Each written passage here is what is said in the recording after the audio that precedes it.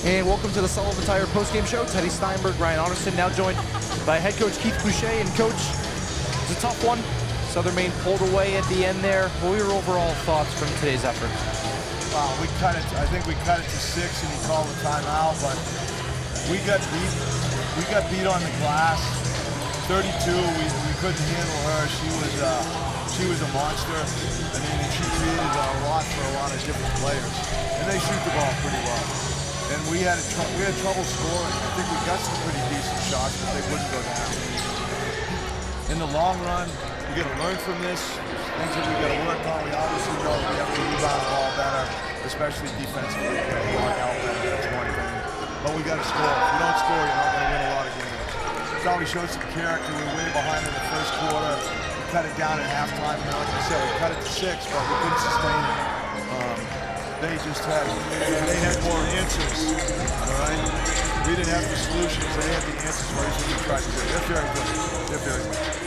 Coach, one of the stories, we talk about with this team is you guys are a little bit undersized. What do you guys got to do moving forward to kind of, go up against more physical teams that might be oversized compared to you? What do you guys got to do defensively?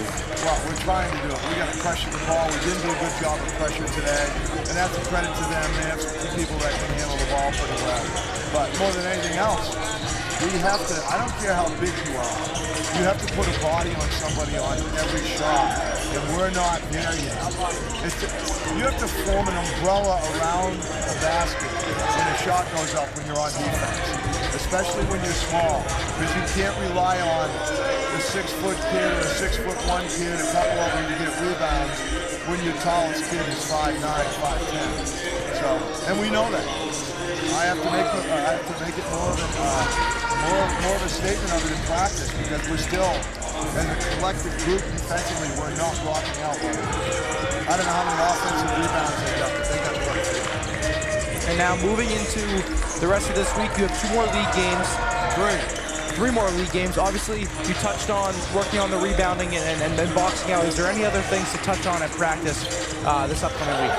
No, just we gotta fine-tune our execution on offense. Exactly, timing on screens, cuts, and that type of thing. But the biggest takeaway from this is you gotta score points, right? Especially against the really good teams. You can't have the big walls that we have, and we've got to get better at rebounding the ball on the defensive end.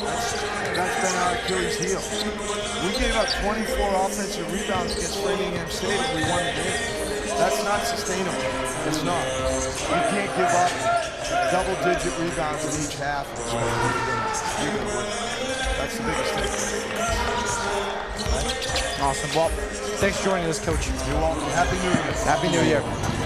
In about, we'll have the start of Keene State men's basketball. You'll have Ryan Goodwin and Ryan Otterson on the call for that one.